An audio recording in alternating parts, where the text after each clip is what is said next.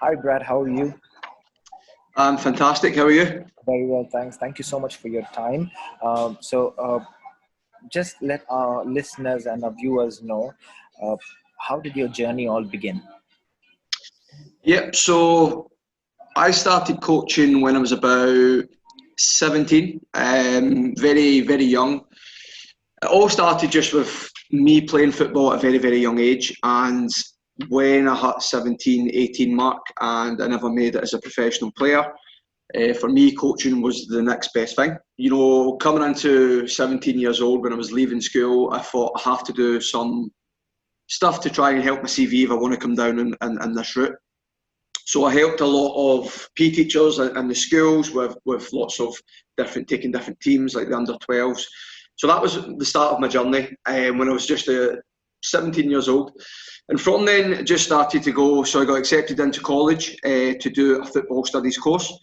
So that was kind of what sparked the first interest really when I was 18 years old to go in there. And for me, that was one of the best years of my life because I was working under a very, very efficient and prolific coach at the time, and he took the course, Drew Todd, and I just learned from him. Every single week we were in doing practical, we were doing theory as well, and from that it was just really how much coaching could I do to get my experience up. And at the time, especially in Scotland where I'm from, a lot of it is voluntary work back home. So it was a lot of weekends working and it was a lot of voluntary work, giving up hours of time. From that, I eventually got a paid role within my job at Celtic. And that was fantastic because for me, that showed a little bit of progression. Coming from that period where, you're 18, 19, you're going through your studies, you're doing a lot of voluntary work. So at the time I was working with 3 different clubs. And then, when I eventually got that paid role, it showed that experience and everything else has paid off. So that was really the start of my journey. And from there, went into university to finish my honours degree. Finished my masters a few weeks ago and done a lot of the UEFA badges up until UEFA B and my children's licence as well. So that was the kind of start of my journey, just getting into college, just to build a base foundation of, first of all, to keep my interest, because at the time, especially when I was coming through, there's not a lot of professional jobs in football. A stage where I was like 19, 20, I had to make a decision. Do I go into a job in terms of, maybe a trade job or something else? But I was adamant that I wanted to go and do this because I think it's very well suited to me, and in terms of my personality traits and everything else. And as soon as I got on the field, I love it. And when you step onto the field when you're working, it doesn't feel like a job. That for me is fantastic, and I'll continue to do so. Can you also let our viewers know more about the treble that the ladies team won, the Celtic team? Yeah. So in my first season with Celtic, I took the girls and we started from under 13s, and this was probably a fantastic couple of years for myself and Kieran, who was the other coach at the time. And from under 13s, we took them to 15s, 17s, and to 19s. That was the 3.5 years really that I had them. But in the 15 season, we acquired a really, really strong squad. But more importantly, we had players from our younger age group stepping through. And that season, the commitment from them was absolutely fantastic. We had trained an extra, I think we did an extra 2 days training other than every other squad at the time. Because when we sat down with the parents at the very start of the season, we kind of set out a target that, we kind of want to achieve the very best that we can achieve. Our target was to try and get a lot of players from our 15s all the way through to the national setup by the end of the season. Also, our target was to try and win at least two trophies. But we understand that, we don't really focus on that outcome because there's so many factors in the way of that journey to try and, other teams and everything else. So we had basically set out a goal that if we can win 2 trophies and if we can get maybe 3-4 players up into the national setup, then that would be that would be a successful season for us. At the time, we ended up going, I think, a full season unbeaten on that 15 season. We were the first team to win a domestic treble. So we won the League Cup, the Premiership, and we won the Scottish Cup. Overall that season, I think on one game we played, we lost one game, and that was at the start of the season. So, the commitment and the level of the players from that season was fantastic. So it was great just to see from the girls how hard that they worked throughout the season. And it wasn't the case of, wasn't just about ability, because we had some great players in, but we also had the same players, core of the same players came from under 13s. So nothing had much changed, but what had changed is when they came into that environment and it got a little bit more competitive, they trained an extra half an hour every day. They trained an extra 2 sessions a week. And it was just a little bit of that coach-athlete relationship from us and what we gave to the players, which was coming through. We gave them a lot of responsibility. We did a lot of team cohesion stuff at weekends and stuff before and after games. So for me, it was preparation, not just from the coaches, but it was also preparation from the players. And we sat down at the very, very start of the season and we literally just asked them, what do you want from this season? Because I'm also aware that we didn't want to put, if a lot of the players wanted to just come in there and a little bit for fun, wasn't really taking it to that next level. They didn't want to, completely, competitize themselves, then that's a different conversation we're having. But at the time, we acquired a good couple of players. We got the squad from last year inherited, and they said, "Yep, we want to be the best we can be this year. We want to improve. This is what we want to aim for." So at the time, at the end of the season, we ended on that treble, and then we got a call up. I think we had about 8 call-ups from the national squad after that. After we played the Scottish Cup final. And it was great because now I'm looking back to those players. So it's been, I think, 3.5 years since I've coached them. And we've got, I think, 5 of those players who are currently playing in Celtic's first team. 2 are playing with Glasgow City, who are another women's team.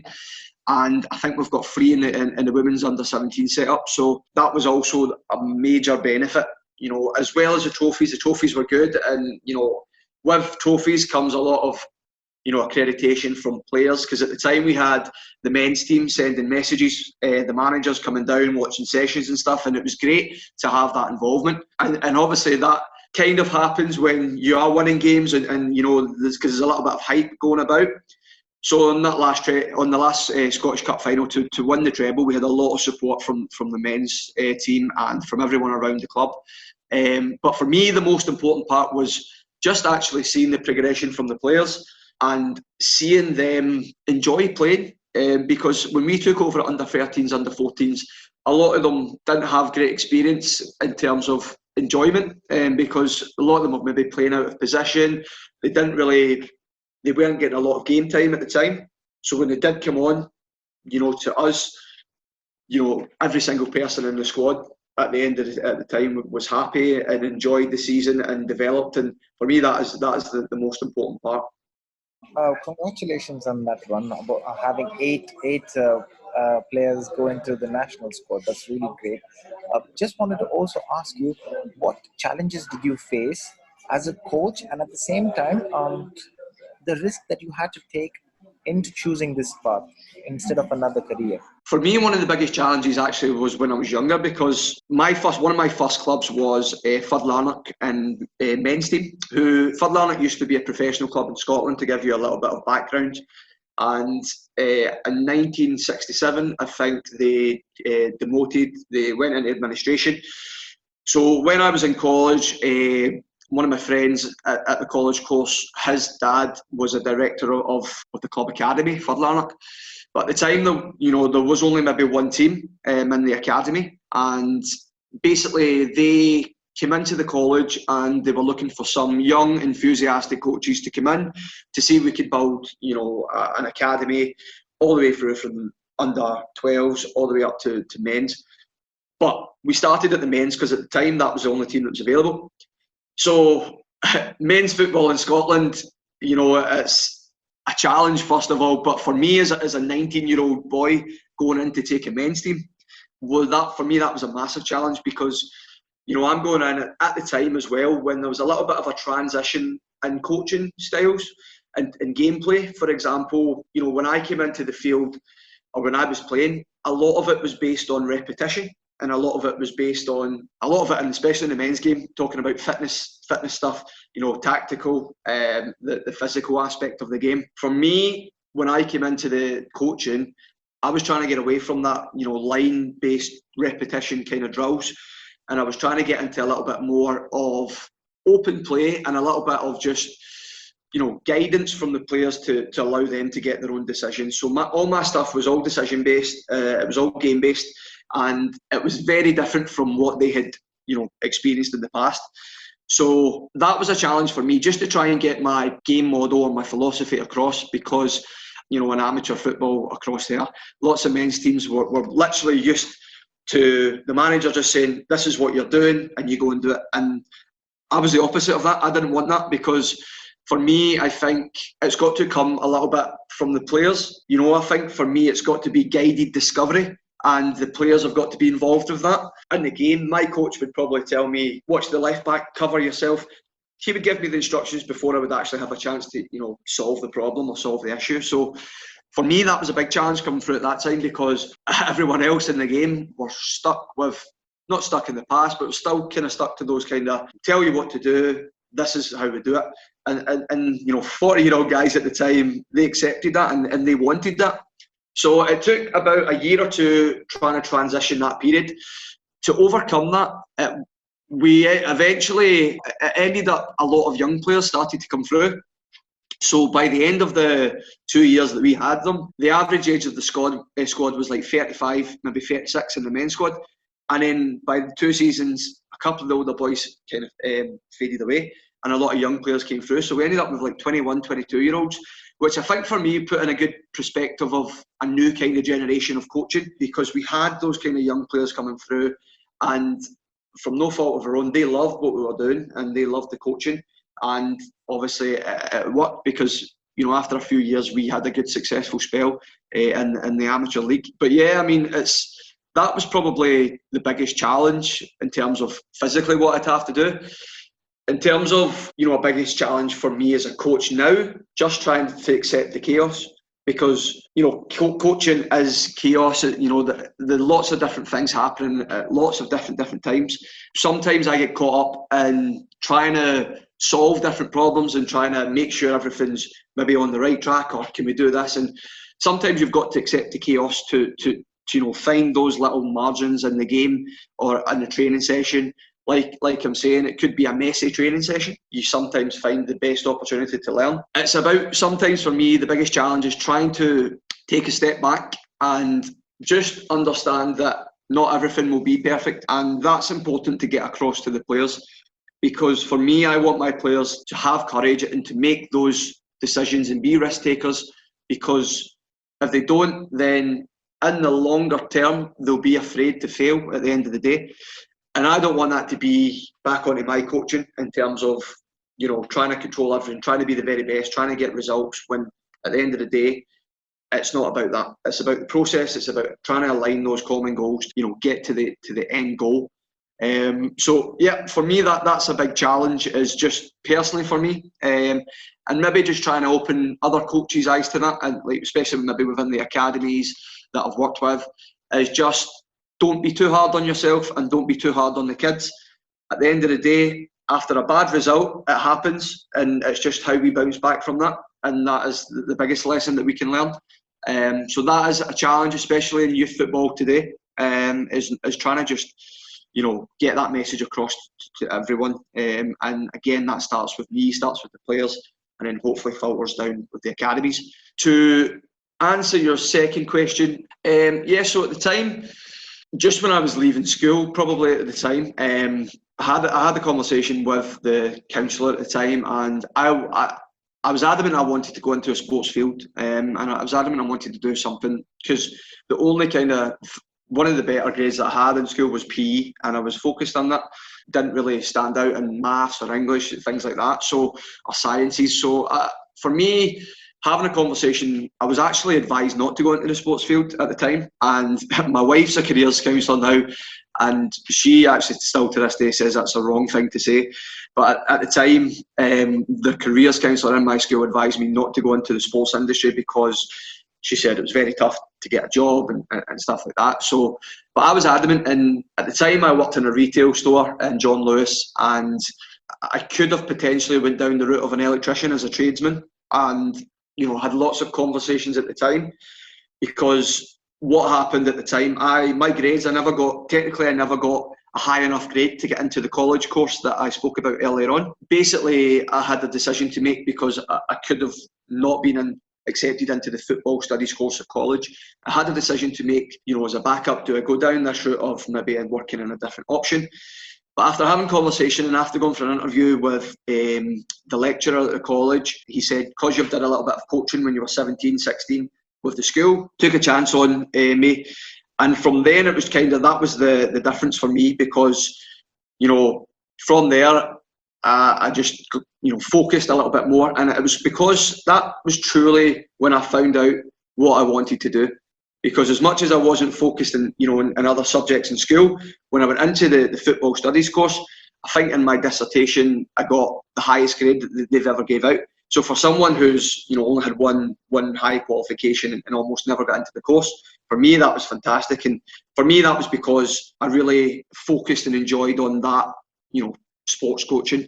So it was a difficult decision, because at the time, everyone was saying to me, it's not guaranteed you're going to get a job. It's not guaranteed that, after 3-4 years that you'll be in a full-time job. It's voluntary work and stuff like that. But, after working in these places, I went to work in retail and stuff. And for me, it just wasn't for me. And I had to go and do that to realise that actually this is the path that I'm taking. So a tough decision, because I had to weigh up stuff at the time. You're looking at finances, and I accepted that it was probably 3.5 years before I got into paid work. I think that was just part of the journey.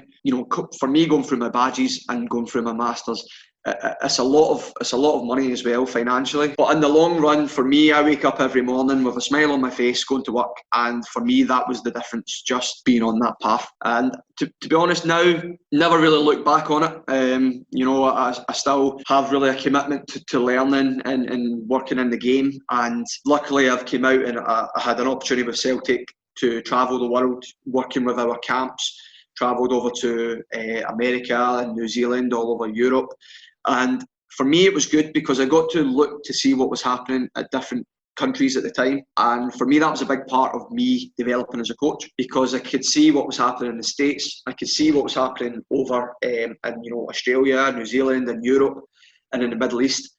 And it was from then, luckily, I got managed to come over here in the Middle East, where I'm just now in Dubai, and managed to get a full-time role over there. But again, that came from a little bit of perseverance and guidance. So when I was over here on holiday, I knew one of the coaches, and I said I'm happy to volunteer for 2 weeks whilst I was on holiday. So one of the coaches took unwell, so I said that's fine. I didn't want any payment, nothing like that. I just said I'm happy to volunteer. After 6 weeks, they called through Skype and said we're looking for you to come in and be a head coach within the academy. So again, it just goes back to that thing. How much are you willing to give? It can be tough, those long weekends and those working late nights, and especially if it's in a voluntary role and you're, after a couple of months and you think, can I get to that level? But if you keep going and you keep doing the right things and going down the right paths, you will get there, and you will eventually get that role that you're hoping for. A lot of coaches, I'm also aware that a lot of parents and coaches out there are grassroots coaches and do it out of love of the game, and I love that. And that's what I'm going to try and work on in the next couple of months, is to try and build a resource lab for volunteers, for coaches, just to help them and give back to them, because I'm aware that a lot of volunteers and a lot of grassroots coaches have other full-time jobs and other full-time commitments. So I'm going to try and work on something that can give them resources, can help them, and just even, discussions and forums to talk with coaches to give them back, because most of the game in the UK is spent with volunteers and parents, and they're the foundation, and they're the start. So So yeah. Well, you did mention that you are in the Middle East, in the UAE, and that's where I have the pleasure and privilege to work with you, Brad. I know how good of a coach you are, and you did mention what you want to do, what you intend to do. If you could also let the viewers know how exactly can the women's football team also progress in this region and have more women and girls participate into the sports, and what can we do in order to boost that up? Because I know at the moment you also are training a girls squad in Dubai, and it's slowly growing, and how can we make it more impactful?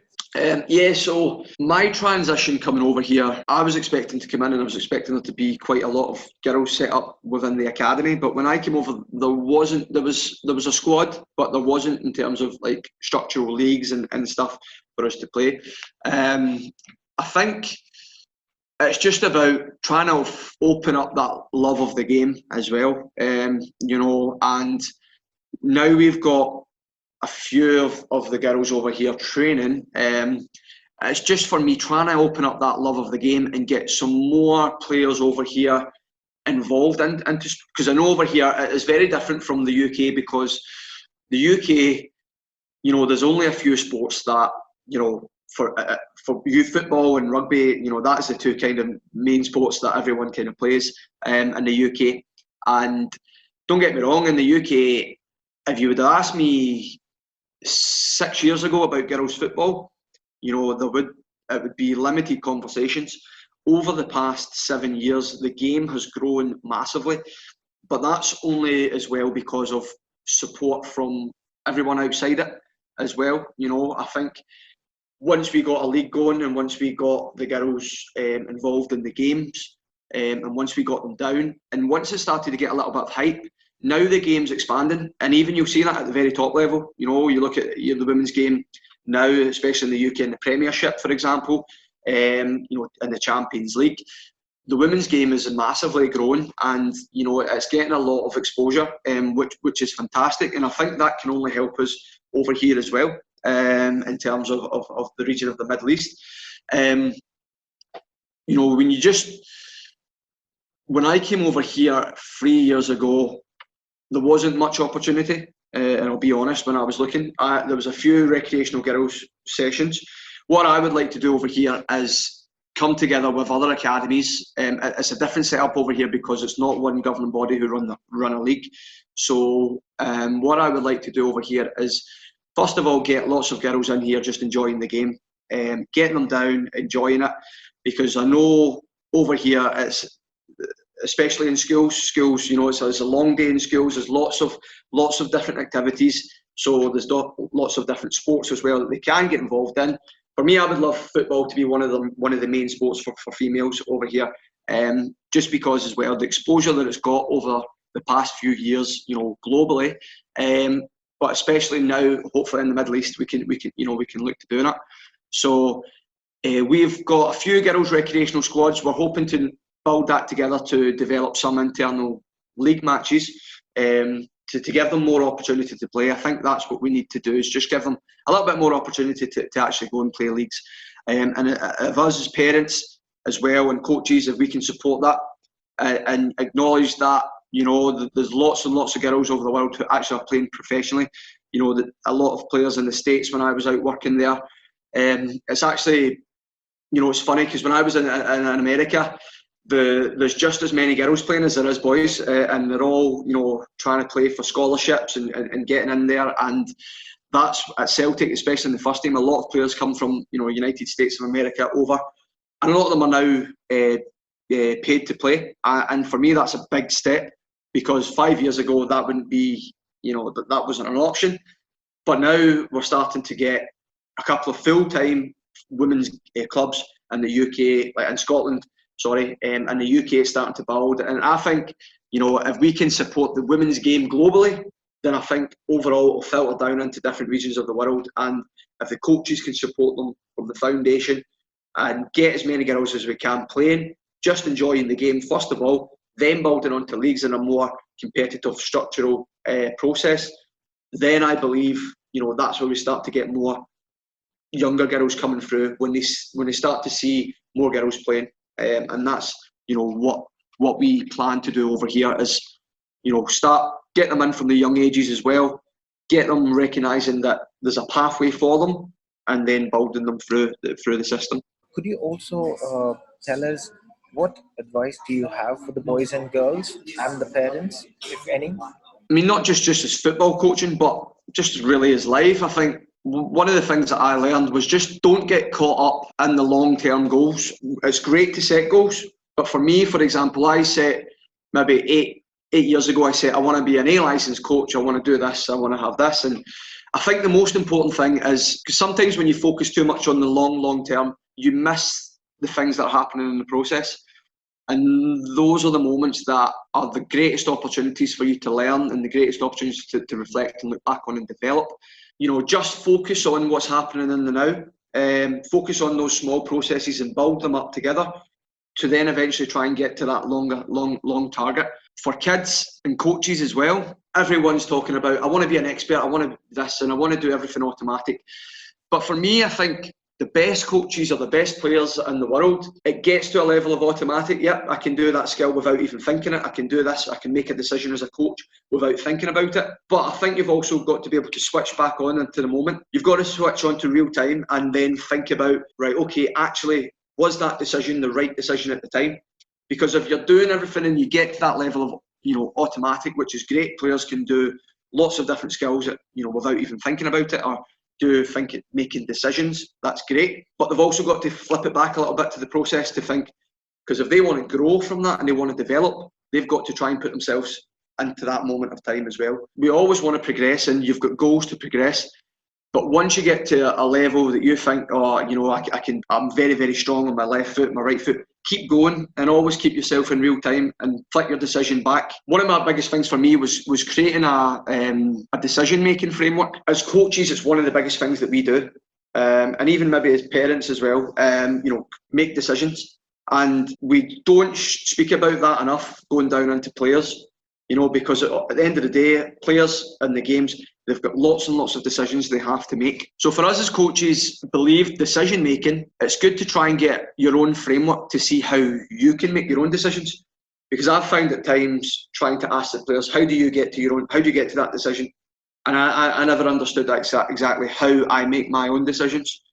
So, think about it a little bit more. If you can create a little framework of just a little bit just of reflection, just to see how it is that I come to making a decision.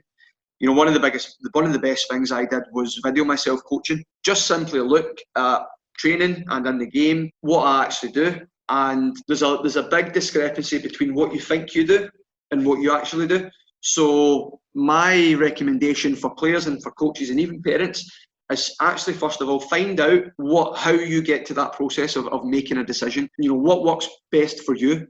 How do you learn the best? And then try and find that out from the players as well. I've done a little bit of work with you as well, Carlton, in terms of growth mindset. And that is a big part of what I do, is give them fundamentals and making them better human beings. And that is from that could be from a parent taking a squad.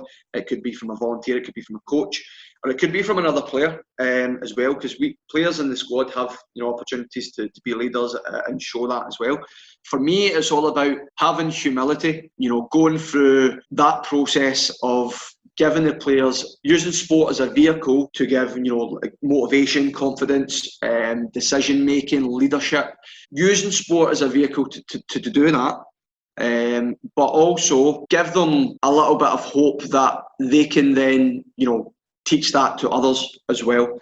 And for me, that is the key. Is if everyone can use that as a vehicle to do that, then everyone will be better learners. Everyone will be hopefully better people, have better empathy, and overall better lifelong learners, and give them a love for the game. For coaches out there, let's give a love of the game. Even for parents, because parents are coming on to the game, give parents a love of the game as well. Talk to the parents about the process. Talk to them why you're doing certain things so that they can get on board with it. And just explain, for a lot of coaches out there, results is not the main thing. For me anyway, is the bigger picture. Can we create the best human beings, using sport, giving them the key tools to go and improve, whilst improving them technically, tactically, and most importantly, giving them a love for the game, because we don't want players to drop out of sports, because they don't have certain enjoyment, and stuff like that. So yeah, that's a bit of the advice that I would give to everyone, is enjoy the moments, because before you know it, they're away. Don't get caught up in thinking, if I do this right now, I'll be there in 10 years' time. So yeah, that's key. Can you also tell us the lessons that you learned as a coach? For me, is don't be a robot. And what I mean by that is lots of new things happening all the time, and it's easy to just pick up on them and or follow in someone else's direction. And for me, especially on coaching courses and stuff like that, a lot of some of it's very routine, and it's you could potentially have some of the 20 sessions that are the exact same sessions and stuff. And I think for me as a coach, try not to be a robot and follow your own intuition, because it's, and then you can only move forward and you can only develop and grow if you're being creative. Because if you're not being creative and you're sticking to the same protocols and you're following other people and you're following strict measures of coaching as you see from other coaches, then for me you can't really determine your own coaching philosophy or model, because you're kind of, it's hard to explain, but you're touching it from other coaches, and for me, just be yourself, be individual, and if you have something that you want to do and you've got an idea in your head, or you've got an idea of a session, for example, but you might be scared in case it doesn't look good, and might be scared in case what other people think, go and try it. Be creative. Not everyone's looking for the perfect sessions and for the perfect coaching. Don't leave any stone unturned. Try everything in your power to be creative and try and look for new opportunities. And within those moments, you'll probably find a little bit more about yourself as well. I often say to my coaches, it's probably some of the messiest sessions that I do that I find the best opportunity to improvise and improve.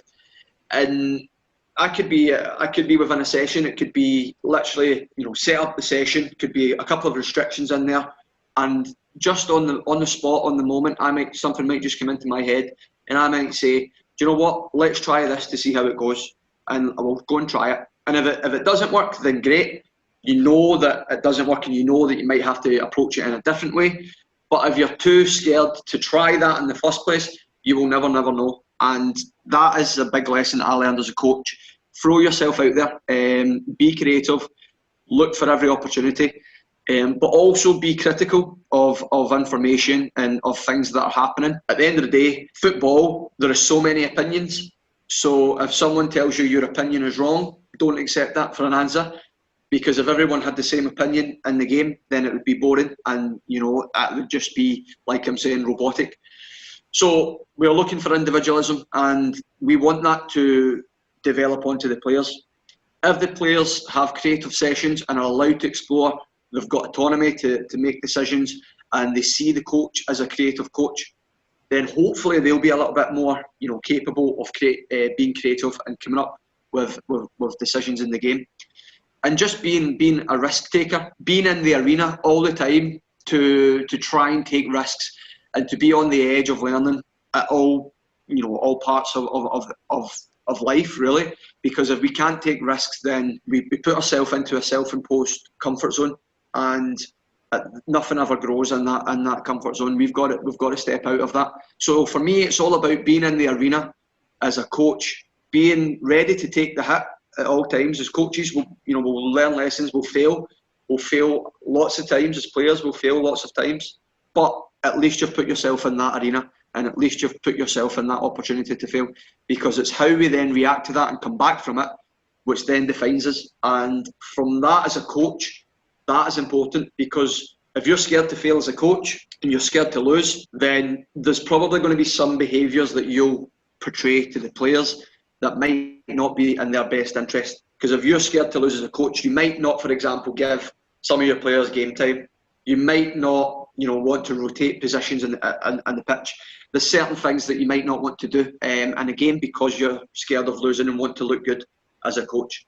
So I emphasise as a coach, please put your ego aside, get back to what it is as coaching, the process, the players, trying to develop the players first and foremost, and that's for me is a big lesson. One of the biggest things I learned as well is that everyone's an individual project. You can't just say, okay, I'll do one way of coaching for 14 kids, and that should get to everyone, and everyone should develop at the same rate, because everyone is an individual project and everyone learns in different single ways. So you've got to recognise that, and you've got to realise that for what I do for one person, you might have to do something different for another. And just really be a kind coach, or be a kind person, and have that humility to touch people's lives in a positive way.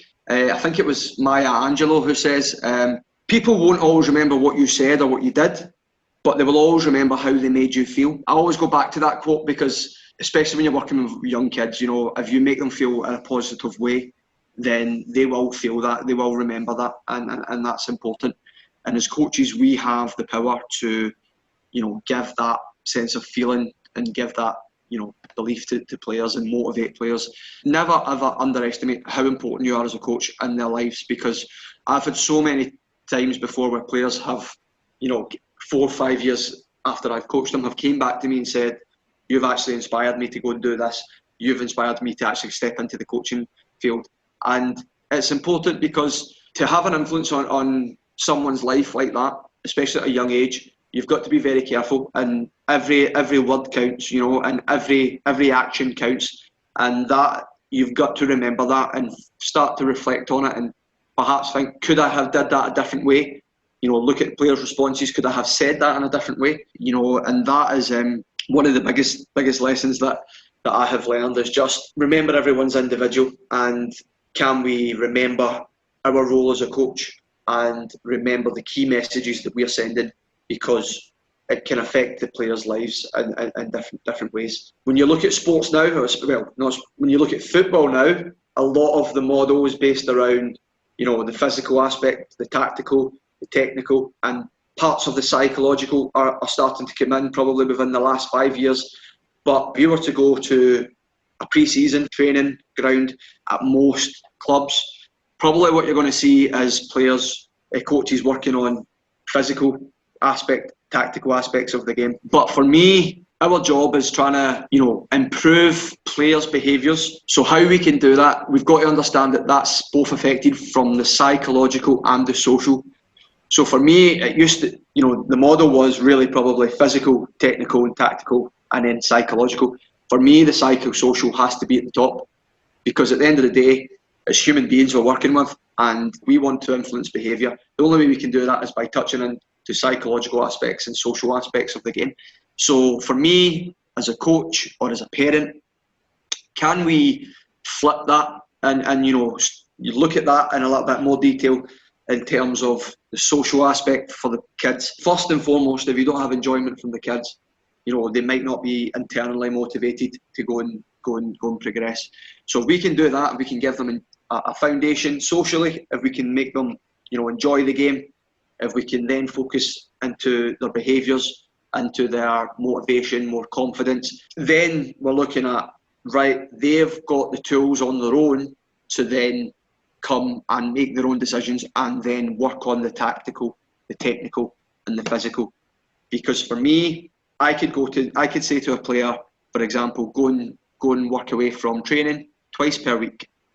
Now, the trust is with them, but if they've got the internal motivation and the internal drive that we can hopefully develop that, if they've got that, then, and they make that decision on their own to go and do that away from sports, that's came within them, and that's came internally.